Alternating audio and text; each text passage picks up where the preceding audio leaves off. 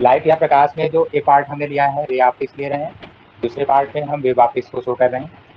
Ray optics का जो discussion है वो रिफ्लेक्शन से है, पहले परावर्तन के लिए, और दूसरा पार्ट है अपवर्तन के लिए। परावर्तन में बाइप्लेन मिरर, बाइकार्ब मिरर, और बाइकार्ब मिरर में कॉन्केव, कन्वेक्स और पैराबोलिक, ये सिस्टम है जो इसको लेकर हम आगे बढ़ाएंगे। और रिफ्लेक्शन में reflection by plane surface, plane surface,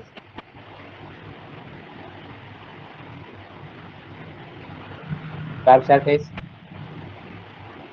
curve में वही नाम होगा कॉन्केव और कन्वेक्स, अवतल और उत्तल पृष्ठ, समतल पृष्ठ। कर्व सरफेस में दो नाम ले लिया जाएगा, कॉन्केव एंड कन्वेक्स।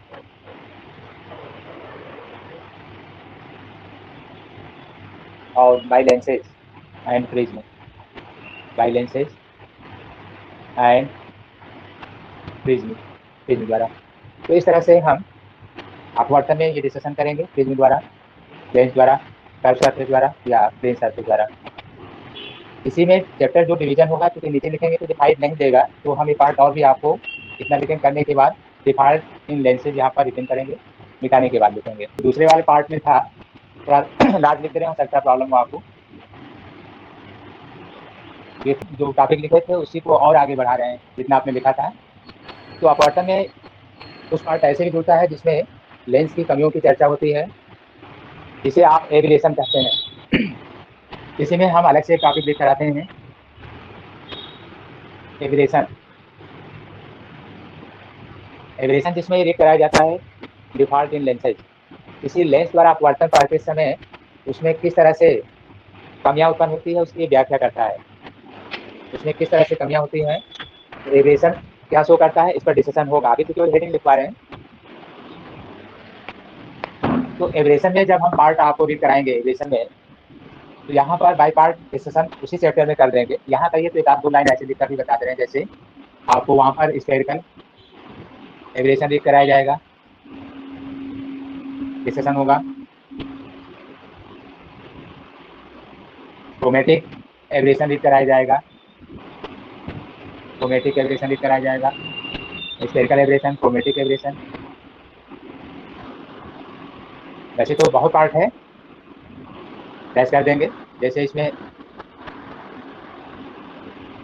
डिस्टॉर्शन भी आपको रीड कराया जाएगा,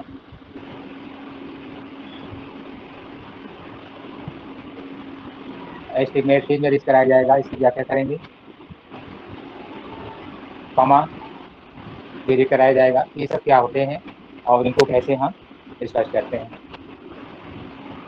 तो रिफ्लेक्शन में दो पार्ट हमने आपको लिया था, किसी प्लेन सरफेस, कर्व सरफेस या लेंस द्वारा या प्रिज्म द्वारा, और दूसरा पार्ट आपको बता रहे हैं कि उसमें जो इमेज फॉर्मेशन है उसमें क्या क्या कमियां होती हैं, तो उनको हम एविएशन के अंतर्गत रखकर पढ़ते हैं, जैसा कि स्फेरिकल, क्रोमेटिक, डिस्टॉर्शन, या ये सब इमेज फॉर्मेशन में कमी है और इनके अंतर्गत सारी व्याख्याएं होंगी कि कमी क्या है, इसको दूर करने का उपाय क्या है। अब एब्रेशन के डिफॉल्ट को दूर करने के लिए जो उपाय करते हैं वो अक्रोमेटिक कॉम्बिनेशन कहलाता है, अवर्णक संयोग। तो इसको भी आपको रीड करना होता है, अवर्णक संयोग या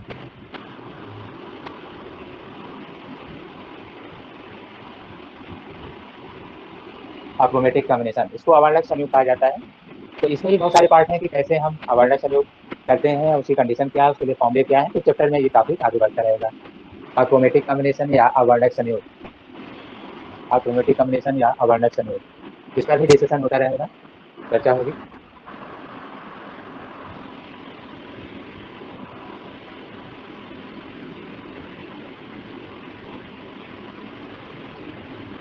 इसी तरह से जैसे जब आप प्रिज्म द्वारा अपवर्तन पढ़ते हैं तो उसमें जो है आपको वर्ण विक्षेपण और वर्ण वितरण, डेविएशन, और उसमें डिस्कशन होगा।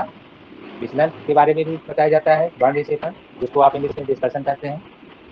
तो जो प्रिज्म में आप रीड करेंगे उस पर जो टॉपिक है सुन लीजिए। जैसे प्रिज्म में आप जब पढ़ेंगे तो उसमें भी हमें क्या डिस्कशन करना होगा, रिफ्लेक्शन बाय प्रिज्म में। तो वहां पर जब आप रीड करेंगे डिस्पर्सन, जिसको वर्ण विक्षेपण आप कहते हैं, डेविएशन, डिस्पर्सन, डेविएशन, इसको रीड कराया जाएगा। Angle of dispersion, dispersive power, dispersive power.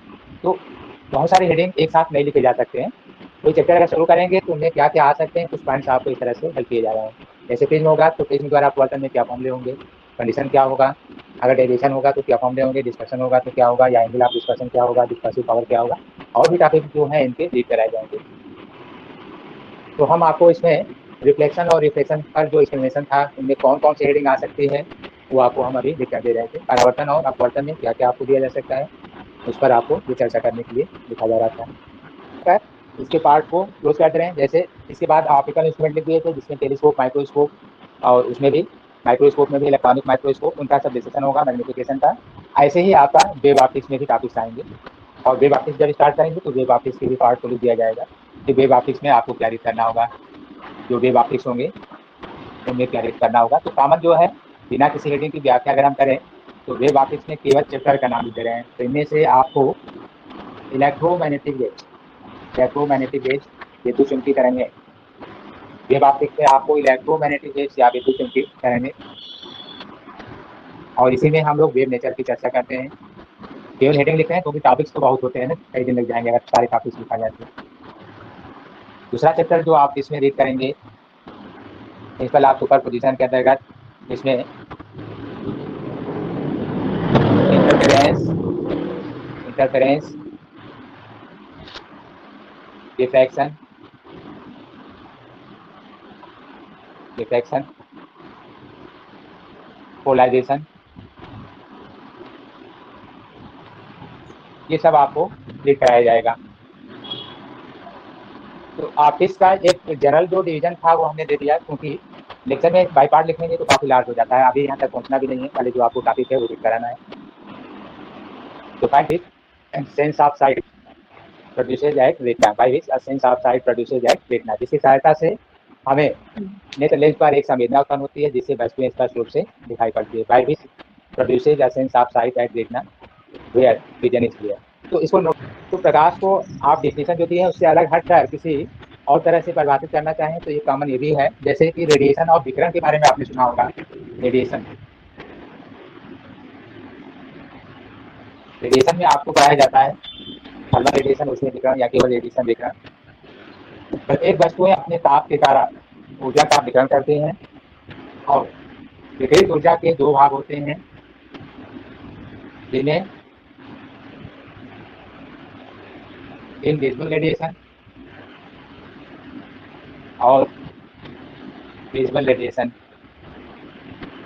इस तरह से दो भाग होते हैं, इनविजिबल रेडिएशन और यहाँ पर विजिबल रेडिएशन, अर्थात एक ऐसा विकिरण जिसकी उपस्थिति में वस्तुएं दिखाई नहीं पड़ती है, लेकिन ये विकिरण है, इनमें तरंगे हैं, तो इनको आप अदृश्य तरंगे, वैसे तो सारी तरंगे अदृश्य होती है, कंफ्यूजन होता है कि अदृश्य मतलब में दिखाई दे, दृश्य मतलब दिखाई दे, कंफ्यूजन हो जाता है।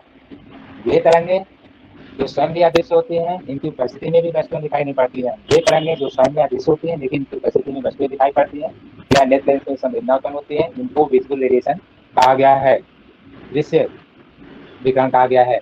और इसमें जो है समूह को आप नाम देते हैं विब्ग्योर। ये तो प्रकाश को आप यहाँ से जोड़ करके डिफिनेशन देते हैं, प्रकाश लाइट। तो प्रकाश एक प्रकार की दृश्य विकिरण का समूह है जिसमें अलग अलग प्रकाश तरंगों को व्यवस्थित किया जाए तरंगदैर्घ्य के बढ़ते या घटते हुए क्रम में, तो आपको ये समूह मिलता है। जैसे तरंगदैर्घ्य के बढ़ते हुए क्रम में है तो violet, indigo, blue, green, yellow, orange और रेड ये प्राप्त होता है।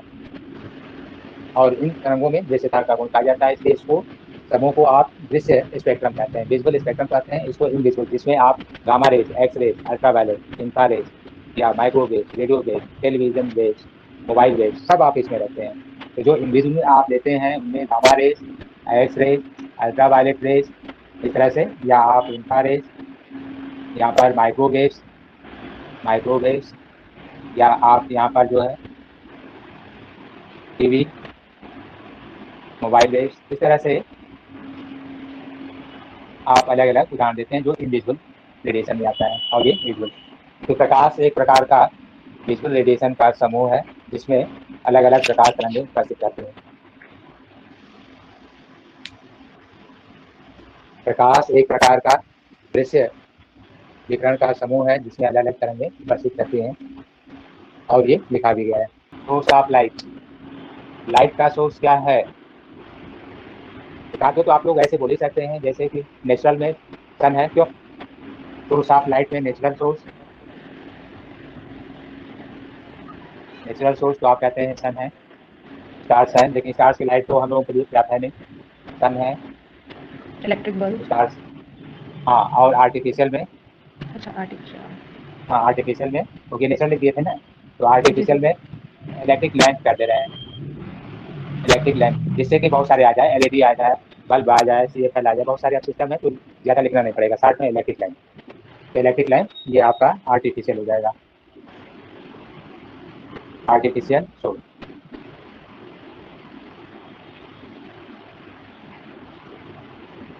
और भी इसके ऊर्जा का स्रोत के लिए जैसे आप बैटरी भी लेते हैं, क्यों? बैटरी है, सेल है, ये सोर्स, बैक सोर्स है जिनसे सपोर्ट मिलता है। बैटरी है, सेल है, ये सपोर्टिंग सोर्स है जो कि इनको हेल्प करती हैं लाइट को उत्पन्न करने के लिए। तो प्रॉपर्टीज ऑफ लाइट में आप सही रूप से कहीं भी देखेंगे मिलेगा कि प्रकाश निर्वात अथवा वायु में एक समान चाल से आगे बढ़ता है तथा इसका पथ सरल रेखीय होता है।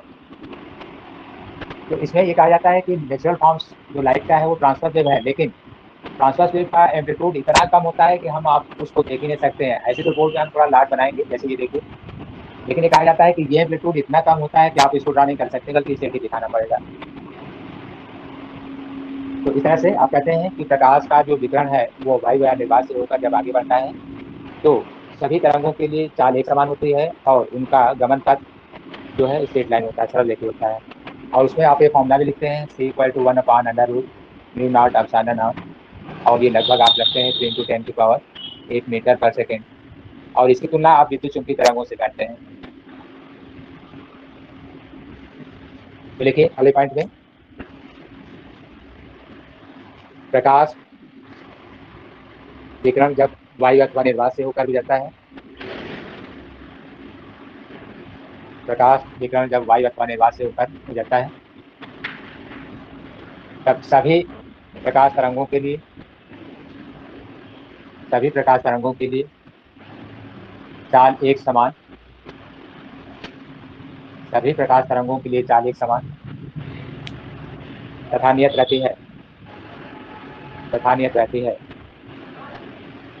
इसे सी से प्रदर्शित करते हैं और सी का मान लिख लीजिए जैसा यहाँ नोट किया गया लगभग है।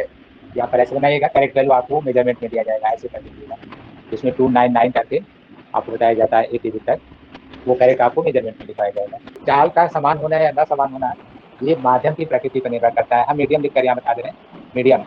तो माध्यम की प्रकृति दो तरह की होती है, एक होती है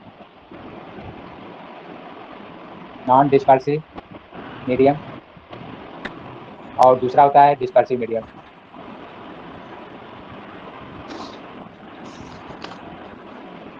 नॉन डिस्पर्सिव मीडियम का दूसरा कोई नाम जो है समांगी माध्यम, जिसको होमोजेनियस मीडियम कहते हैं, होमोजेनियस मीडियम, और इसको नॉन होमोजेनियस मीडियम। जब प्रकाश का विकिरण समांगी माध्यम से होकर गुजरता है तो सभी तरंगों के लिए चाल एक समान होगा। जब प्रकाश का विकिरण ऐसे माध्यम से होकर गुजरता है जिसमें सभी तरंगों के लिए चाल नियत होती है, उसे हम समांगी माध्यम कहते हैं। उल्टा बोल रहे थे। और या ऐसे कि जब प्रकाश किसी ऐसे माध्यम से होकर गुजरता है जो होमोजेनियस है तो उसमें चाल नियत होता है। और जब डिस्पर्सिव मीडियम से होकर जाता है तो अलग अलग तरंगों के लिए चाल अलग अलग होता है। अब इसमें एग्जाम्पल आप जानना चाहेंगे तो प्रिज्म है, प्रिज्म है आपका डिस्पर्सिव मीडियम है, या लेंस है डिस्पर्सिव मीडियम है। तो जब प्रिज्म से लाइट होकर जाती है, प्रिज्म आप लेते हैं और प्रिज्म से लाइट होकर जाती है व्हाइट लाइट, तो ये स्वतः अलग अलग फेज में विभक्त हो जाती है, देखिए। और सबकी चाल क्या होती है? अलग अलग होती है। लेकिन किसी एक माध्यम से दूसरे माध्यम में जाते समय, जैसे ग्लास ले लीजिए, वहां पर चाल आप एक ही लिखते हैं, चाहे वो व्हाइट लाइट रेज हो चाहे मोनोक्रोमेटिक लाइट रेज। यहाँ पर ग्लास है, वो लेंस था, यहाँ ग्लास लिखा है, और इसमें आप लिखते हैं C/V = 1/2 या μ2/μ1, ये ऐसा लिखते हैं आप। तो ग्लास में चाल एक ले रहे हैं, चाहे वो रेड कलर हो वायलेट हो, आप चाल एक ही ले रहे हैं। तो पॉइंट क्लियर हो गया? जी सर, जी सर। चाल का, हाँ, चाल का नियत होना किसका कारण है? बोलिए, चाल का नियत होना कारण क्या बताया जा रहा है? माध्यम की प्रकृति।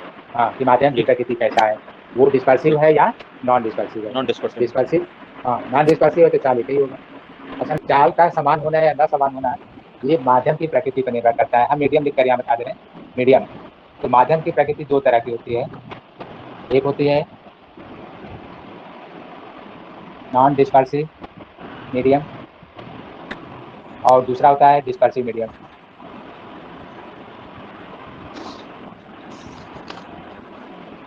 नॉन डिस्पर्सिव मीडियम का दूसरा कोई नाम जो है समांगी माध्यम, जिसको होमोजेनियस मीडियम कहते हैं, होमोजेनियस मीडियम, और इसको नॉन होमोजेनियस मीडियम। तो जब प्रकाश का विकिरण समांगी माध्यम से होकर गुजरता है तो सभी तरंगों के लिए चाल एक समान होगा। जब प्रकाश का विकिरण ऐसे माध्यम से होकर गुजरता है जिसमें सभी तरंगों के लिए चाल नियत होती है, उसे हम समांगी माध्यम कहते हैं। उल्टा बोल रहे थे। और या ऐसे कि जब प्रकाश किसी ऐसे माध्यम से होकर गुजरता है जो होमोजेनियस है तो उसमें चाल नियत होता है, और जब डिस्पर्सिव मीडियम से होकर जाता है तो अलग अलग तरंगों के लिए चाल अलग अलग होता है। अब इसमें एक नॉन डिस्पर्सिव का उदाहरण कोई बताएंगे? हमने एक ग्लास उदाहरण बताए हैं, और कोई उदाहरण? जैसे हमने प्लेन ग्लास लिया था कि नॉन डिस्पर्सिव, और कोई उदाहरण जो नॉन डिस्पर्सिव का उदाहरण? वाटर, जल है, एयर है, वैक्यूम है। तो इसलिए वायु अथवा निर्वात बोला जाता है। प्रकाश की चाल एक समान होती है, जल में भी एक समान होती है, ग्लास में भी एक समान होती है, लेकिन ये ग्लास में भी अलग अलग होते हैं। जैसे प्लेन ग्लास है, राउंड ग्लास है, तो उसमें चेंज हो जाएगी। ये सैंपल ग्लास है, इसमें लेंस वाला नहीं है, सैंपल ग्लास, क्योंकि जैसे लेंस का नाम लेंगे तो क्राउन और प्लेन ग्लास में डिस्पर्सिव वाला आ जाएगा। तो प्रॉपर्टीज में आपने लिखा है। अब आगे पॉइंट लिख लीजिए, दूसरा, दूसरे पॉइंट में। तो चलिए इसमें ध्यान दीजिए क्योंकि ये महत्वपूर्ण है, अक्सर प्रॉब्लम आपको मिल जाएगा कि जो प्रकाश तरंगें हैं स्वयं में अदृश्य होती हैं, और ये किसी वैद्युत और चुंबकीय क्षेत्र में विक्षेपित नहीं होती हैं, क्योंकि इनका या इन पर कोई आवेश नहीं होता है। प्रकाश तरंगें गति करते समय वैद्युत व चुंबकीय क्षेत्र में विक्षेपित नहीं होती हैं, और रीजन दिया जा रहा है क्योंकि इन पर कोई आवेश नहीं होता है और नई आवेश को धारण करती है। देखिए नॉन डिस्पर्सिव का उदाहरण कोई बताएंगे? हमने एक ग्लास उदाहरण बताए हैं, और कोई उदाहरण? जैसे हमने प्लेन ग्लास लिया था कि नॉन डिस्पर्सिव, और कोई उदाहरण जो नॉन डिस्पर्सिव का उदाहरण? वाटर, जल है, एयर है, वैक्यूम है। तो इसलिए वायु अथवा निर्वात बोला जाता है। प्रकाश की चाल एक समान होती है, जल में भी एक समान होती है, ग्लास में भी एक समान होती है, लेकिन ये ग्लास में भी अलग अलग होते हैं। जैसे प्लेन ग्लास है, राउंड ग्लास है, तो उसमें चेंज हो जाएगी। ये सैंपल ग्लास है, इसमें लेंस वाला नहीं है, सैंपल ग्लास, क्योंकि जैसे लेंस का नाम लेंगे तो क्राउन और प्लेन ग्लास में डिस्पर्सिव वाला आ जाएगा। किसी एक प्रकाश तरंग की तरंग प्रकृति साइन कर्व या साइन वक्र की भांति होती है। किसी एक प्रकाश तरंग की तरंग प्रकृति साइन वक्र की भांति होती है, परंतु इसके कंपन का आयाम या एम्पलीट्यूड बहुत कम होने के कारण या हमें स्ट्रेट लाइन या सरलेखी पथ पर गति करते हुए प्रतीत होती है, दिखाई नहीं देती है, बस प्रतीत होती है,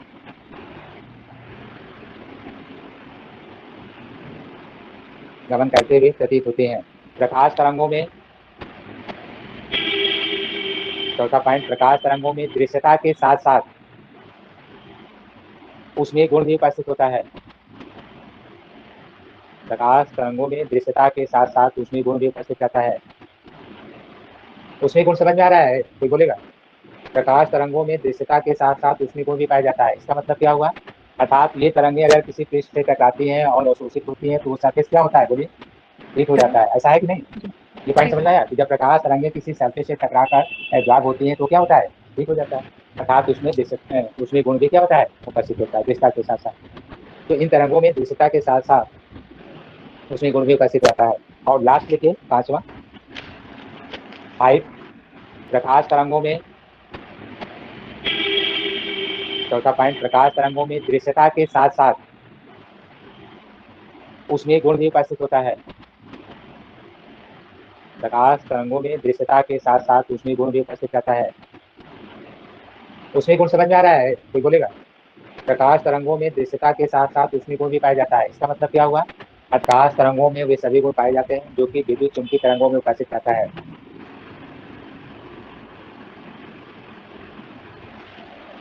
अर्थात अर्थात प्रकाश में परावर्तन, अपवर्तन, वर्ण विक्षेपण, ध्रुवण, व्यतिकरण, विवर्तन इत्यादि गुण पाए जाते हैं। कि प्रकाश का किसी परावर्तक तल से टकराने के पश्चात पुनः उसी माध्यम में वापस लौटना परावर्तन कहलाता है। प्रकाश का किसी परावर्तक तल से टकराकर अपने पथ से विचलित होते हुए पुनः उसी माध्यम में वापस लौटना परावर्तन कहलाता है। जैसे देखिए, ये हमारा कोई परावर्तक तल है और यहाँ भी बना दे रहे हैं, ये कोई परावर्तक तल है, या यहाँ पर ड्रा कर दे रहे हैं तो ये परावर्तक तल है। अब लाइट का कोई पथ ले ले रहे हैं, जैसे ये है, लाइट टकरा गया और अपने पथ से विचलित होगा। विचलित का मतलब पाथ ये सीधे जा रहा था, ऐसे डैश कर रहे हैं, अभी आगे नहीं जाएगा क्योंकि यहाँ पॉलिश लगा हुआ है और ये कर दिया गया। ये है इस तरह से जो है आपको यहाँ पर भी दिखा दे रहे हैं कि कोई ऐसा जरूरी नहीं है कि हमें परावर्तन में दो अलग अलग पथ दिखाना है। जैसे ये हमने ड्रा कर दिया, ऐसे देखिए, मान लेते हैं कि ये सी पॉइंट है, सेंटर ऑफ कर्वेचर आप कहते हैं, और ये कोई मिरर है और टकराया लाइट इसी पर वापस हो गया। ऐसे आगे बताएंगे कि ऐसे पॉइंट को क्या कहा जाता है। तो हम बहुत सारे इमेज बना दिए जिससे ये कंफ्यूजन ना हो कि हमें कोई लाइट खींचना है, इधर टर्न करना है, ऐसा कुछ भी नहीं। आप लाइए सीधे उस पर, कोई विशेष पॉइंट हो सकता है, जैसे उस पर ले जाइए, वापस लाइए, सी होगा और ये नॉर्मल होगा, तभी ऐसा हुआ होगा। नॉर्मल तो आप जानते ही हैं, जो सरफेस से कितने डिग्री पर हो, 90 डिग्री पर हो, तो इसे आप परावर्तन कहते हैं। तो लिख लीजिए और इधर आप साथ में ड्रा भी कर सकते हैं। इसे देखिएगा, वीडियो रिकॉर्ड है, कोई छूट भी रहा होगा तो आपको रिकॉर्ड से कर लीजिएगा, घबराइए नहीं। हम इसका वीडियो रिकॉर्ड करवा लें तो आपको हम बोलते जाए, छूटे जाए तो आप बैक करके रिकॉर्ड एक बार देख लीजिएगा। तो देखिए, ऐसा लिखिए, परावर्तन, प्रकाश किरणों का किसी परावर्तक तल से प्रकाश किरणों का किसी परावर्तक तल से टकराकर पुनः उस माध्यम में वापस लौटना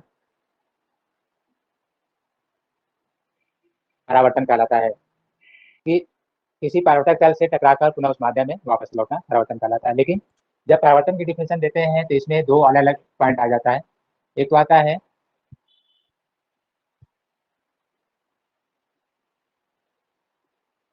रेगुलर रिफ्लेक्शन, दूसरा आता है इरेगुलर रिफ्लेक्शन। नियमित परावर्तन, दूसरा है अनियमित परावर्तन, इरेगुलर और रेगुलर रिफ्लेक्शन। तो पहला आप लिखिएगा नियमित परावर्तन, रेगुलर रिफ्लेक्शन, नियमित परावर्तन, नियमित परावर्तन। तो नियमित परावर्तन उसे कहा गया है जिसमें परावर्तन के नियम का पालन किया जाए। वह परावर्तन जिसमें परावर्तन के नियम का पालन हो वो रेगुलर रिफ्लेक्शन कहलाता है। परावर्तन के नियम का पालन हो,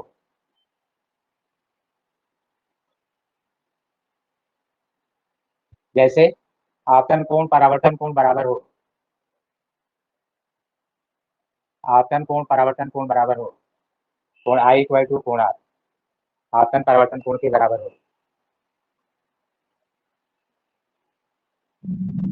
ये नॉर्मल है, अविलंब है,